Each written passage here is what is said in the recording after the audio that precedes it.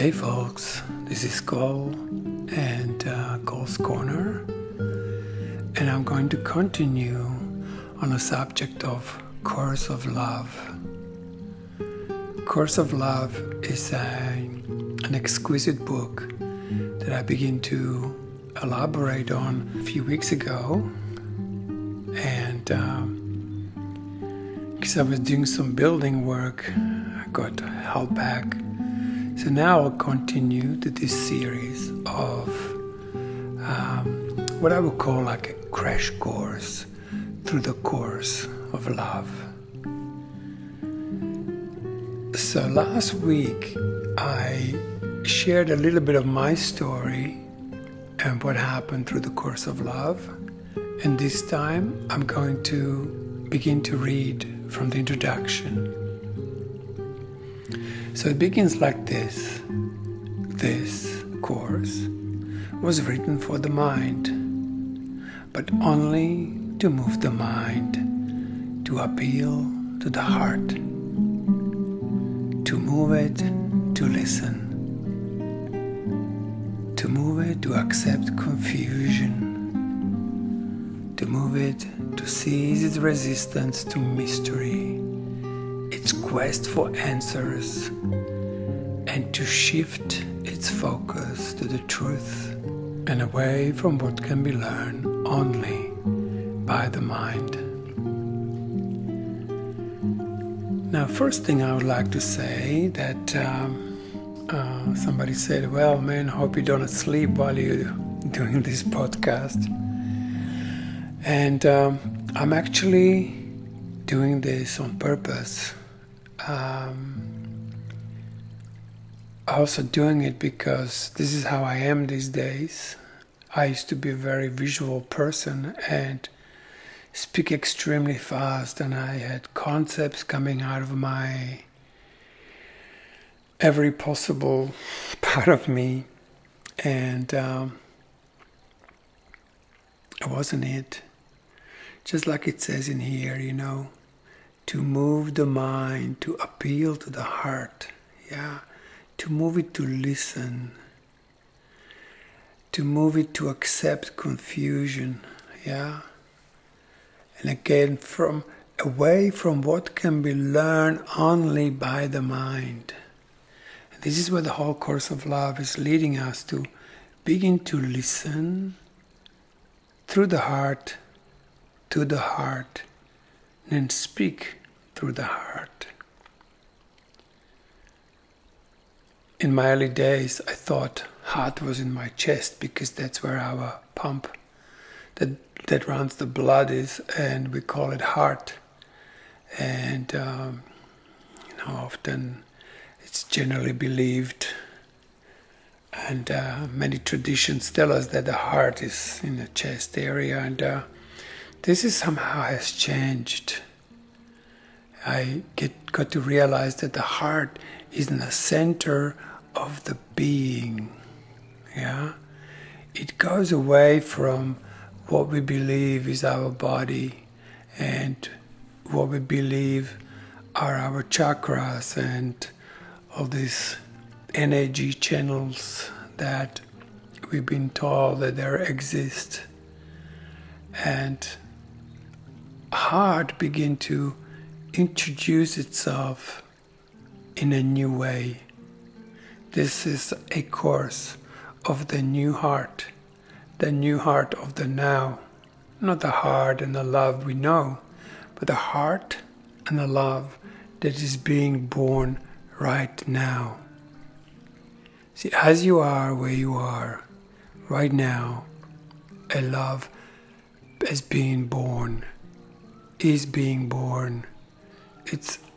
emerging. It's coming into existence. The second coming of Christ is happening right now. It's coming in this very moment. Now, the only question is, can you feel it? Because heart is not like the mind. You can't think with it. It feels more than anything. And the heart cannot actually even be born unless your will is actually vibrating.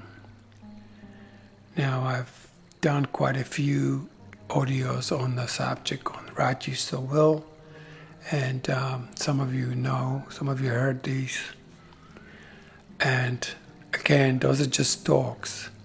But where we need to get to this place where we realize that part of us that feels is actually at the moment more important than anything. Mind has already figured out millions of ways how to be and what to do, but it hasn't yet stopped and begin to pay attention to feelings. And without feelings, there is no heart, right? So this course all the way through begins to slowly and gently emphasize feeling. Now,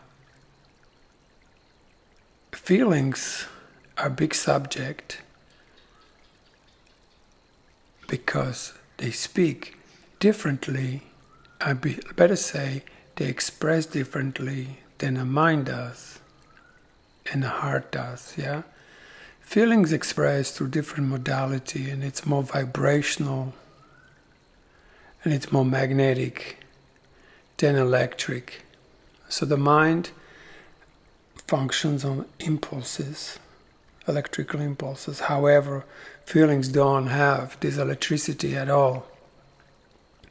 They have magnetism.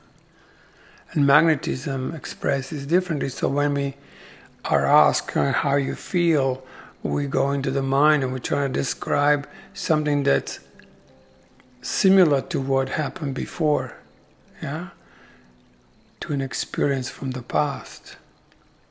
We're trying to name them, but that's not how feelings express, yeah? Because feelings don't talk. What? Feelings don't talk. Feelings are, and they express by being felt. It's like a whole new language that's been drowned in us in early days. And the society is based on this denial of feelings. And eventually we realize also that it's not just the feelings that are kind of hard to understand, but that is because of our relationship to them. And generally, we as a society don't have a great relationship to our feelings, particularly the one we call negative feelings. And until this relationship, or until we awaken enough, yeah, we can get to this I am that. Well, big deal. When you get to that I am that realizes that that is just that. And then there is this other thing called the will. And that requires awakening through movement that expresses differently than the mind does.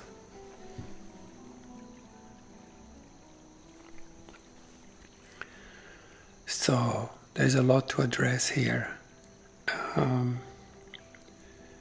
So hence I speak slower because, and this would be a great thing if you wanted to try something that I found one of the very simple thing, but a revolutionary in some way, that particularly if you're a fast talking person, that you try to speak very slowly. And you might try it and realize that you still speak very fast. So then go slower than that. And you might realize that suddenly your feelings have a greater chance to express. just realized that I began to record quite late, and now we're going to have our cicadas backing me up. So you might hear all sorts of bush noises. They can be quite piercing. See if I can turn on the treble and cut this out a little bit. I live in Byron Bay, near Byron Bay in Australia, New South Wales. And I live away from town in a foresty area. And we have a lot of nature, snakes, and last time I mentioned, and brush turkeys and kookaburras and all these wild animals that can be extremely loud. So just so you know why that noise is there. So just coming back to this feeling realm, it will be much easier to access if it has a time to express itself. Now, feelings are slow. Most of all, feelings are much slower frequency, and in this world where everyone's in a rush and, rushing to hear as much as possible, or, meditate fast and do yoga fast and just do everything possible to manage as much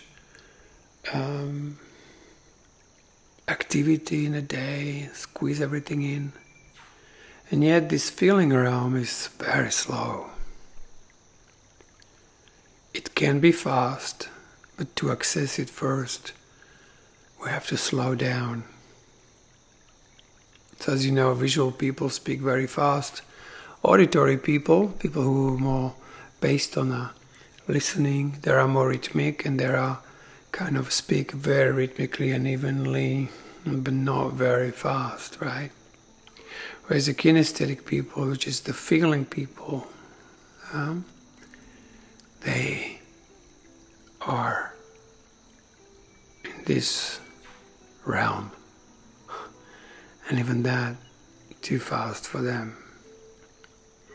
Because for them, language is like, what is that, right? I don't know if I mentioned these two civilizations before. One was Lemuria and the other one was Atlantis.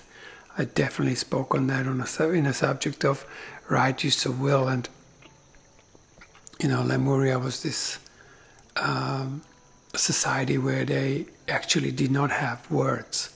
They only have sign language and a sound. And they communicated through feelings. So imagine a scenario, we're sitting together and I'm feeling something, let's say profound, that happened to me yesterday. I'm feeling it. And I send it over to you as a feeling, and you actually receive that exact feeling, and you go, oh yeah. And then you understand what occurred in me. And, people say, well, how do you know? Well, we tested it. And it's identical. And it's often, if not identical, very close to feeling very similar thing, eh? And the longer we stay there, the more it goes. It might even happen, and I'm that you're just listening to this seemingly you're listening to this guy somewhere in Australia in the bush, and suddenly you might feel different. You might suddenly feel something that you go, oh, where did I just go? Because with my friends, we don't talk so much. We read this amazing book, Course of Love, which I warmly recommend, and 'cause I think it's the best thing that's on the market right now, and that can be purchased, ordered, and sometimes we read together, and after a couple of sentences we drop to this deep place that is so incredibly, I would say, emotionally satisfying, so deep and nourishing. It's almost like being sustained by the love of God in that place together.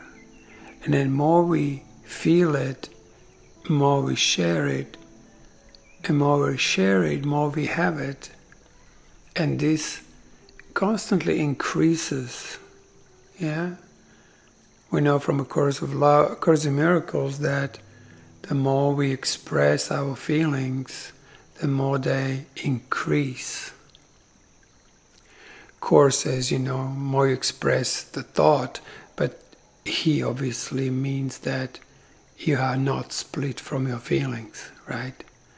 So, just so you know, every thought is to generate a feeling, and this feeling is here to manifest what that thought really means in truth. Not in this world. What does it mean in truth? I'm just going to go into the subject of giving and receiving as one, because, like I said, this is a crash course, and then you don't have to read the whole book to get the gist of this exquisite message that Jesus is teaching us, saying, hey, whatever you're giving, that's what you're having. So, what are you feeling right now is what you are giving. Right?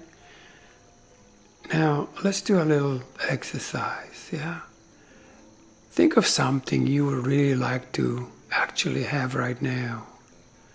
And we also need to realize one thing, that everything in this world we do to feel something. We have a cup of tea, so we feel good. We go for a swim, so we feel good.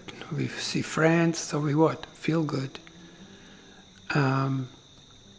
Pretty much everything we do to feel something. And we often go a long way to get there, to feel something. Well, I can show you how you can already feel something without going and doing something about it so you can feel it. And it's this simple. Let's just work on a feeling good feeling, okay? So if I say, hey, can you just allow yourself to feel good? Say yes. And then you should just start feeling good, okay? You might be feeling bad, and you can just override it just for a moment. We're just going to play this denial game, okay? Just override whatever you feel. We're just going to feel good, okay? For no good reason. Just feeling good. And then feel that. You have to feel it. You can't just imagine it. You have to feel it deeply in your body. Yeah.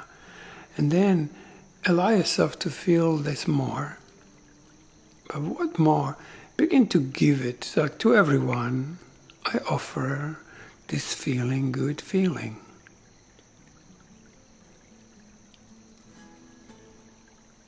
And if you do it genuinely, you will begin to feel a subtle increase in feeling good. And then you might say to everyone, I don't know, I offer this feeling good. So you're now oozing that feeling everywhere, to everybody, with a good intention. Just, hey, I just want everyone to feel good, just for a moment. Those that suffer, and those that are sick, and those that are not happy, those that are struggling. Just a moment of just feeling good so they can catch up with themselves. And so like, oh God, I'm feeling good for a moment. And in that moment, they might get a bright idea and sort out their sickness, or sort out their misery, or sort out their challenges in life. So you're simply putting out everyone to join you in this feeling, good feeling. Because where are all the people that you think are out there? They're all in your mind. Huh? You know there are people out there, but right now, those are just images, an imagination of some bodies out there. But if you can feel into their beings and just sending this, hey, feel good feeling. Now the more you give it, more you have it. And then more you have it, more you have to give. And more you have to give, more you will have. And if you keep going, you'll actually come into this unbearable lightness of being. It feels so good. It can also become almost unbearable. So you have to find like a sweet spot, Find a sweet spot of feeling good. It's not too much, but it's also not too little, yeah? Like, what is that good feeling just for you? For those who are familiar with Course in Miracles, this is the lesson 108. And it's a lesson that I warmly recommend because that will show you this exercise. Although the text feels like it's talking about something else. But at the end he goes, hey, whatever you want to have, you begin to give it. And the more you give it, more it becomes you. Eventually, when you drop into this true heart of yours, the one that's birthing right now, you not only will be able to feel it, but you'll also be able to share it by giving it away. And it doesn't matter if somebody wants it or not. It's just simply in this act of giving away, just for you, for now. Because the more you give, the more you have. And the more you have, more you can give. And this has no end. This is forever. It could be actually just pump yourself out to this state of feeling good. And this feeling good, what I'm talking about, if it's generated by now feeling, now feeling, not a good from the past, but feel now good, it actually does not have an opposite. It doesn't have the feeling bad in it. It's just that singular expression of just simply like the creation is, makes you feel good and happy for not particular reason, because you were created that way. And it was denial of this happy thought that was running our life. Again, it was like one of those happy thoughts that didn't have an opposite. So you were just generally creating. And there was not an opposite, and it was not necessary, But one day, that was like denied. And that was the moment that led us to this world. Because something less than that or different to that appeared. And you know what we did with it? We began to focus on it as like, we don't want this. I don't want this. And what did you begin to focus on? You begin to focus on what you don't want. And you got really good at it. And now we have lots of things we don't want. We don't want sickness. We don't want people to be unhappy. We don't want people to be suffering. Yeah. But this place is such. Yeah. So what we need to learn how to return to the heart. The heart, it is not denying misery. It just does not know misery. Yeah. Only mind has this problem, right? Because it's separated. Now, being separate from our feelings, it's exactly where we feel separate from God. You can seek for God in books and in teachings, right?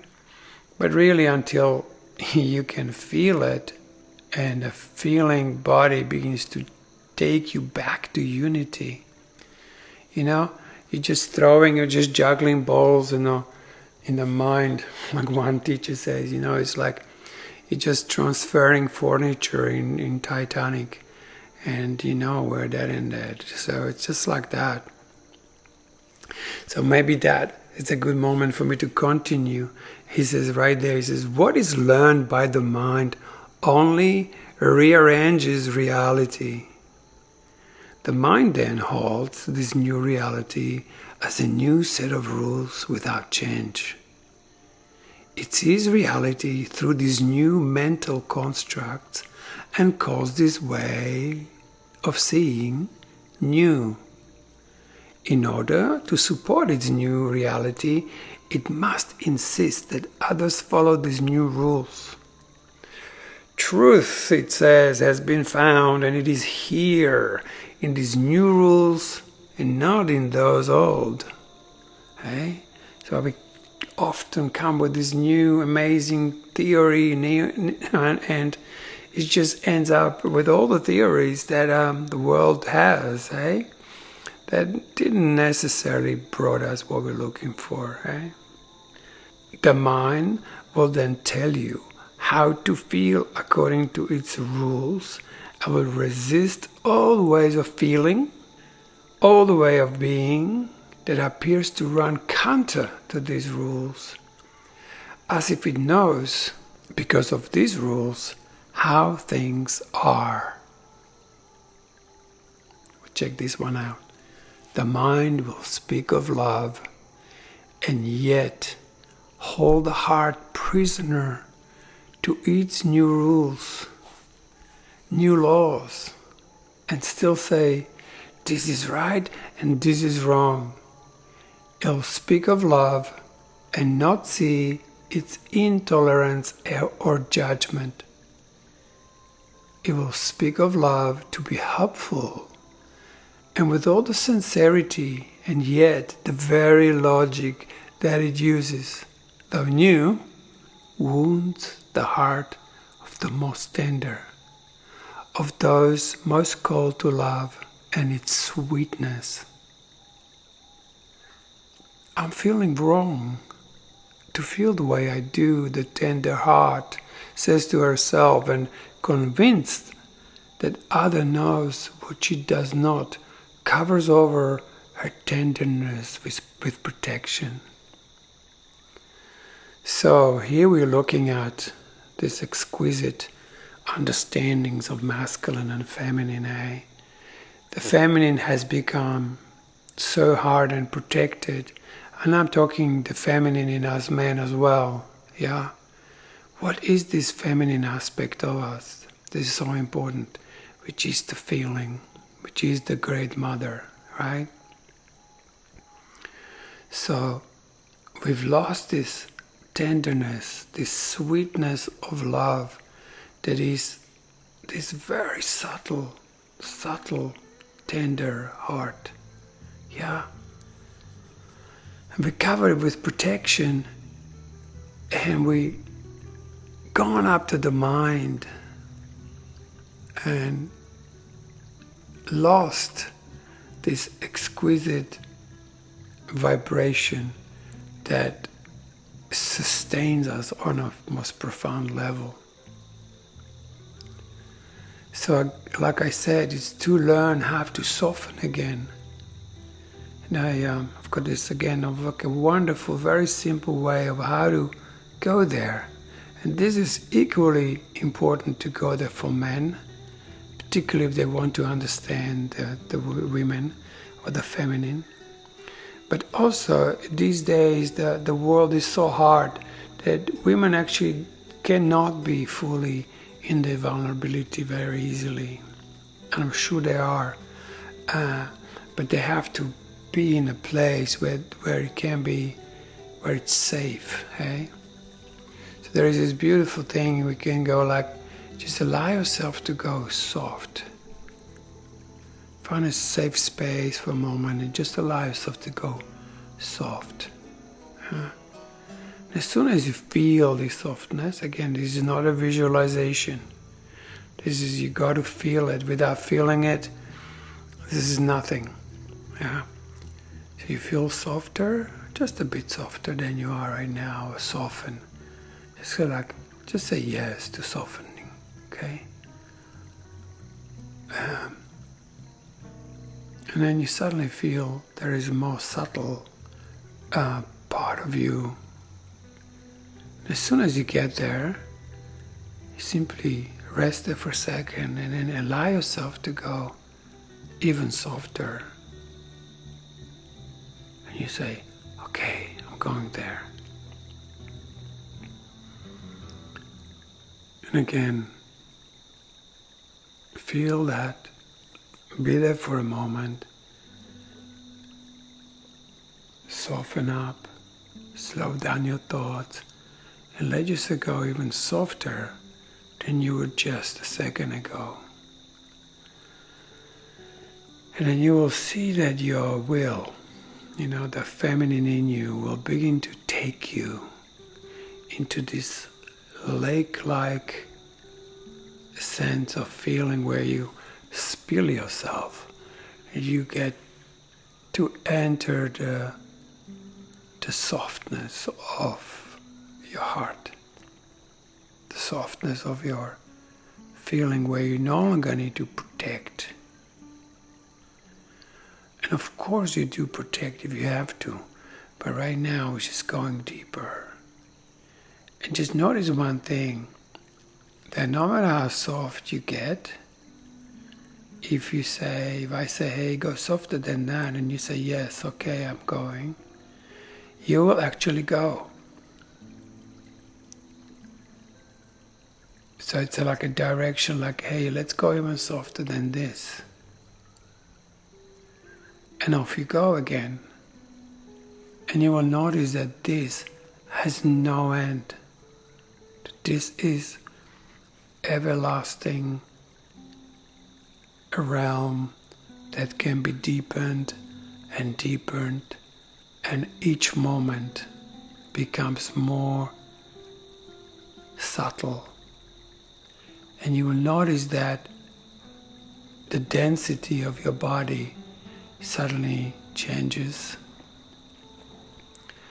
You will begin to feel more or less like an amorphous part of you that is not the body, only the body.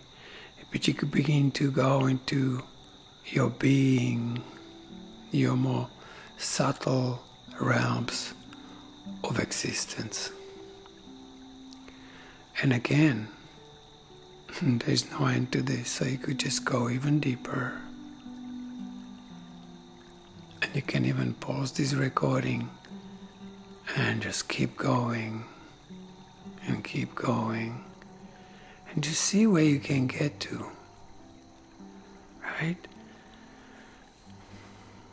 Suddenly you will be in a profound, deep meditation, but not just sitting there, but actually entering,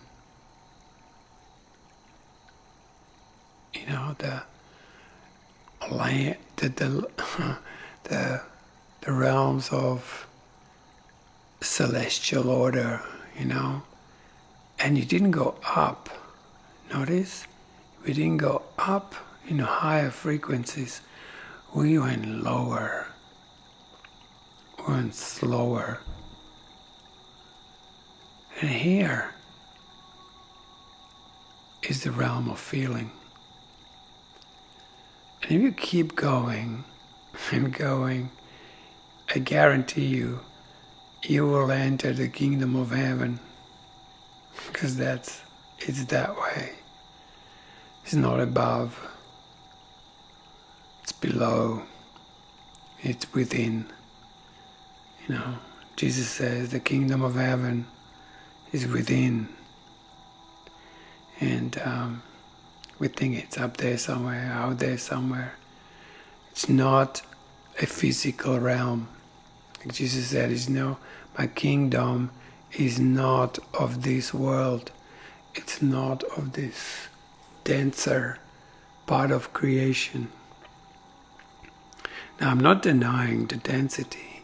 I'm just saying, see if you can find yourself a little bit less dense And you will realize that, you know, you'll begin to want to dance because you want to move, you want to flow. And then you look outside suddenly in this different place of being, and everything is different. Everything moves, and you feel the tree, you feel the person deeply.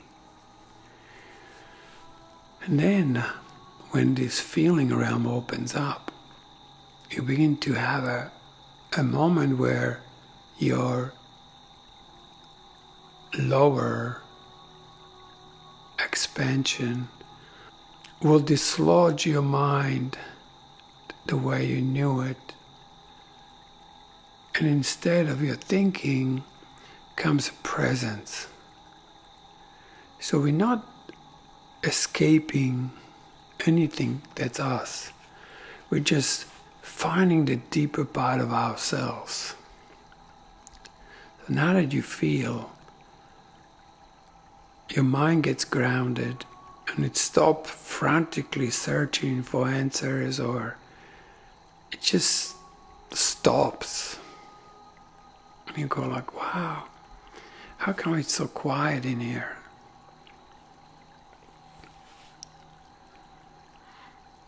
And your need to think vanishes. And needs came when we denied the will, yeah. We denied this, and then the feeling could not generate for us anything we wanted. And suddenly we began to have needs, and we had to work hard to fulfill them. But like I said, you can fulfill all your needs by finding what they are. What's the feeling underneath that need? And then offer that feeling, and then suddenly you will begin to feel extremely fulfilled. And then you don't have to rush to get something in the physical realm. What's more, suddenly those things that you actually desired might be just given to you, hey? That's the whole line of Seek first the kingdom, everything shall be added on you. So as you can hear that I've got a whole orchestra going on out there with the cicadas and bugs. And it's beautiful and cool. We had a lot of rain in Australia.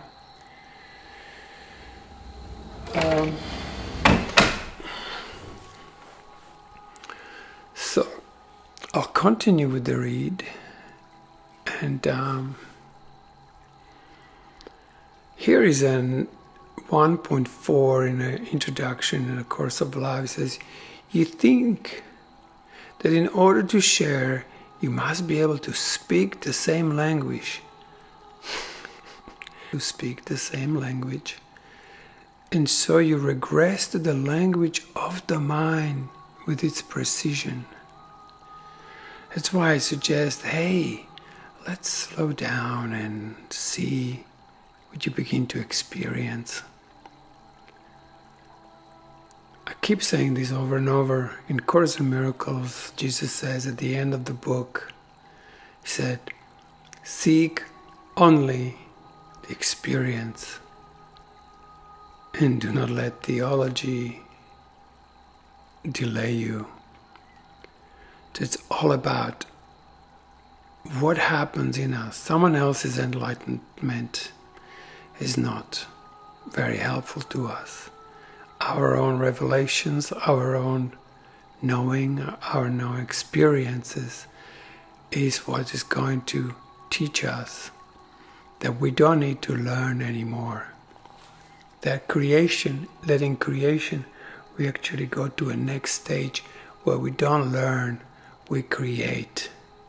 We just create new things. Not to learn from them, just to be them. Okay? So this course of love is retraining our mind to relax for a moment, hey? Because this is next. The mind so hates to be confused, to be open, to remain open, and to not know.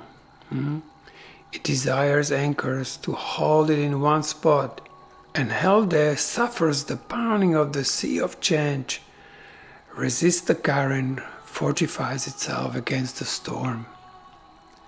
The mind will return always to where it feels safe and sure of itself, and so it goes nowhere and sees no transformation or creation or the new horizon that would defy its reality.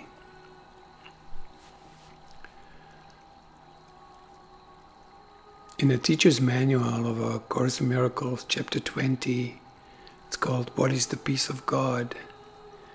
And it says something very interesting. It says, how you recognize peace of God is that you will experience something that has never occurred before. It's a brand new thing. So peace of God is not like you just go quiet and go like, okay, now I'm in a peace. No, peace of God is when you enter into creation. When something so brand new as a way of being happens, that you sit there and you cannot compare it to anything in the past.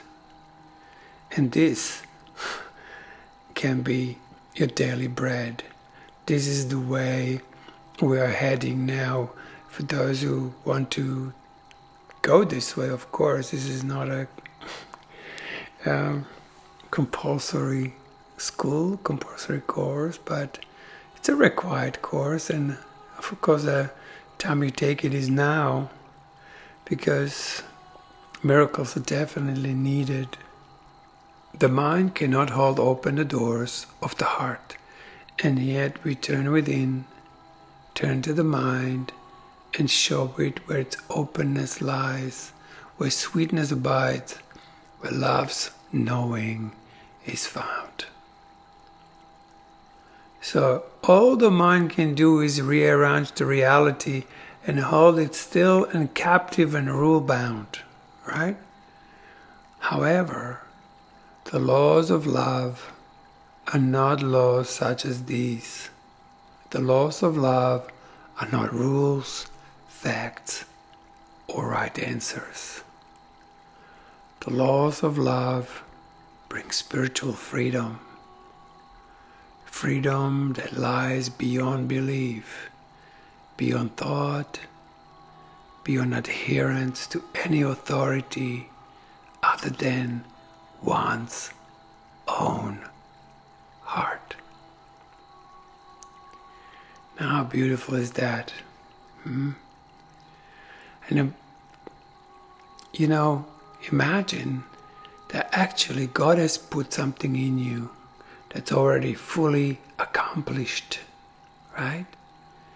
And it takes only a second to find it, and it begins to inform you how to actually live that way. But it cannot happen, as I say, until we begin to deeply allow our feelings to manifest for us. There's so much written on manifestation this and manifestation of that. At the end of the day, no matter what physical bit you get, it's only gonna make you feel a certain way. A new car is gonna give you a feeling, but that very feeling, you already know what you want. You already want that feeling. You can generate that feeling right now. There is in you something I call the mother of everything that can create for you any feeling you want now. You don't have to wait until, right? Yeah. You can think of a person that you find is the most enlightened, right? So who is that? Whoever that is. And can you feel them? Can you feel the state of enlightenment they're in? Of course you can. And can you allow yourself to actually realize that feeling of enlightenment is in you right now. Because that idea was in your mind. There's nothing out there. You'll realize you can be any of these example lives right now. So, what is the body? Yeah, body is this incarnation device. And you can incarnate into it anything that you allow yourself to incarnate into it. So you can take any of these deities, like you can grab Shiva. You know, Shiva is like an archetype of God-man, super masculine. He's one with God now, right? You just go, God, if I was Shiva, how would I breathe? And you just suddenly have a slight change in breath. And how would I actually sit if I was one of these dudes? And then suddenly you will have to change your position. And you let your body to change it. Body know exactly how to incarnate this for you. Huh? We're so trained to function by the mind, we don't use this body that can incarnate us into anything we want. You could be Christ right now. You say, go, Jesus, what is it like to be you? And then you just step back, and then you begin to feel that everything in you begins to move. However, you need to be able to feel. If your feeling body is shut down, then it cannot show you what it's like. But even there, we believe in miracles, right? It begins to do you. If you're a woman and you know the Shakti archetype, or if I was the most radiant woman in the world, how would I be? What would I not think? Only feel. How would I breathe? How would I move when I walk? Go for a walk next time, and it's like, God, if I was the most radiant being in a planet. And it's not that you want to become some kind of funny thing that walks around in a funny way. It's more like you want to be informed what's available. We have all these treasures. We can be these most exquisite things, right? But we're busy thinking that maybe one day we'll get there, and that's just not how it works. It works now when we ask better questions, or we engage our feeling creative power to manifest for us now in this moment that which we most desire. Like, what is it that you really truly want above all else? And there, you wouldn't be listening to this talk if you were not interested in helping you somehow, yeah? So how could you do it? Not just like that. It's like, what is it? When you find out what it is, you begin to give it. Or you allow it to fully be felt in every part of your body, including your little toe, or your knee, or your elbow, your little earlobe. Yeah, your hair feels, everything incarnates light. And then you begin to learn from these example lives. What was Jesus was just an example life. So was Mary. So was Anna, the grandmother of Jesus. That's another exquisite book many of you guys had an opportunity to hear. So, or read, I bought that book and I gave it to everybody because it's such an exquisite book. So, all these archetypes of example lives are available to inform us. It's incredible. When I run my men's groups, I ask men, like, hey, if you're a Shiva, how would you be sitting? And then I say, hey, if you're a Buddha, how would you be sitting? And then you would just see there is a very different physiology to a Buddha than to Shiva. There's different archetypes, there are different gifts, and there are so many out there. Yeah? So you can really become anything you want to become, just merely by desiring it to be so. Just don't expect yet to change it physically really fast, eh? First I have to go into these more subtle realms of ourselves and begin to change it there, and then our physicality will follow. But if we believe we're a body that is dense and slow moving, which we often do, and then that's what we have. So the next paragraph says the heart is needed to guide the mind in a way that it does not desire to be guided, a way that is one of joining, a way that does not allow the mind separate stands, its rules, and its right answers. The heart is needed because it is who and where you are, and responds in love to what is one with it. We are one heart. So when you get to this place that is the essence or the core of your heart, you will see that we are all one. And it's not just a concept or something that the mind comes up. It's like, yeah, we're all one. We're all one with God, and in the same time you feel divided. You can't just keep saying affirmations and not fully experience, unless you do, of course, yeah. So we are one mind also. But of course we have this little mind that's separate, and then we have an exquisite mind. This is the other part. And this is what I was saying at the beginning. I said when the feeling returns, when your feeling body awakens and begins to vibrate, it will ground your mind and replace it with vision.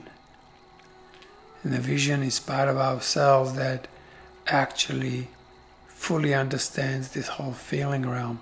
And then you become present. You'll be fully present for your feelings, and any idea that comes to your mind begins to immediately manifest in your feeling realm. The heart will love it, and the physical body will embody it, and it turns into what we call in A Course of Love an elevated self of form. Yeah. So you will find yourself like smiling for no reason. You'll find yourself like almost like weightless but vibrating, and I could even say like turned on. Yeah, you suddenly turned on. It's exciting somewhere, right? But it's not like rah. It's more like, oh yeah, like, oh, I'm awake. Yeah, I am sustained by this exquisite alignment of myself that is not separate from wholeness. And you will enter into unity, right? And there begins a new level of learning, which is being just informed, huh? Inform in a way that we were not informed before.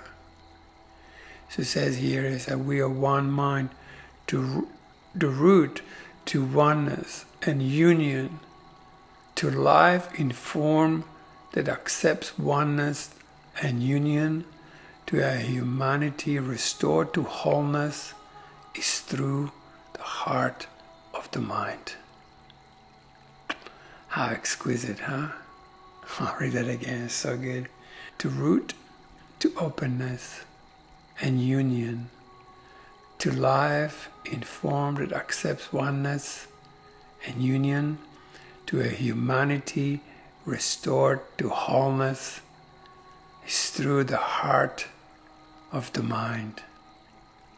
Yeah. So we get this, like a new mind comes in. So the Course of Miracle calls it vision, right? You begin to suddenly see things differently. And this world will begin to no longer be projected from all the denials we hold in ourselves, but it will be recreated. And suddenly what you for so long thought the world was will begin to change. So this course will seem remedial to some, easy to some, complex to some. The mind may say, I know, tell me something I don't know. The mind may reel at contradictions, cling to known truth, compare this wisdom with other wisdom. The mind will attempt to understand with its own logic and fight the logic of the heart. The mind will seek new rules and perhaps be willing to rearrange its reality once again. Check this one out. The mind is its own reality. Watch this. You cannot escape the mind's reality with the mind. This is amazing. You cannot escape the mind's reality with the mind.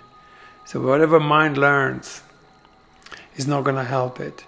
There's got to come something else. Like was my experience, I realized that I can't get there. And then, wow, the Christ consciousness just appeared and say, okay, you ready? Yeah, boom. It's like pops this bubble of the mind, and it's just, you realize you were just in this tiny little speck of dust trying to figure something out, and it just disappears in the next minute in this exquisite ocean of God's embrace. In an instant, in a blink of an eye. Yeah. But you got to trust the heart. I mean, what is Jesus? Jesus is not about mind. He was the heart. He was just, people looked at him and just went, whoa, right? Because he was just beaming. He was just oozing. And like I say, if you don't ooze, you lose, you're right? But yeah, so this presence of Jesus, right? It's not a body, of course. It's not the images we have of Jesus are just distortions, spectacular distortions.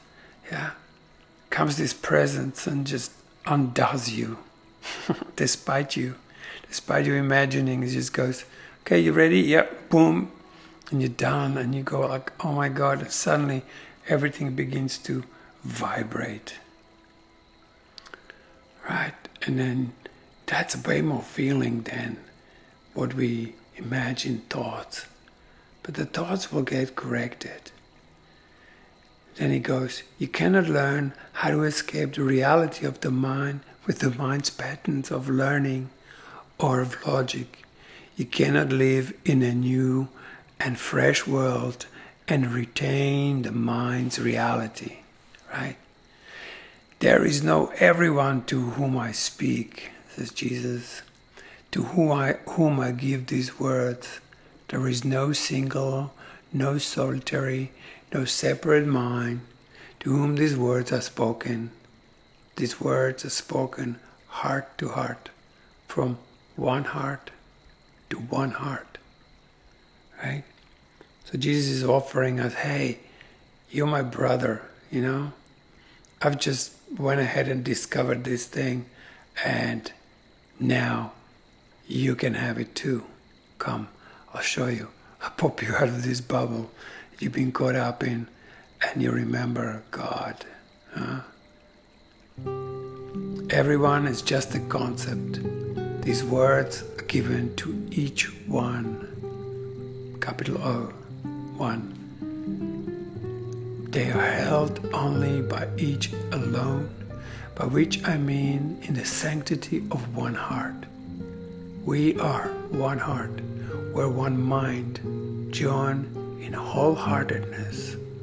We are the heaven of the world. We replace bitterness with sweetness. We dwell in the reality of one heart, creation birthplace, the birthplace of the new. Now check this out. The new is not that which has always existed. It is not that which can be predicted. It is not which can be formed and held invalid. The new is the love's expression. The new is the true replacement of the false.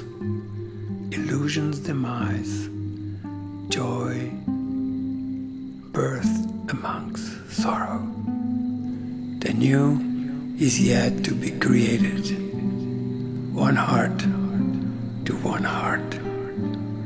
This is a course for the heart, the birthplace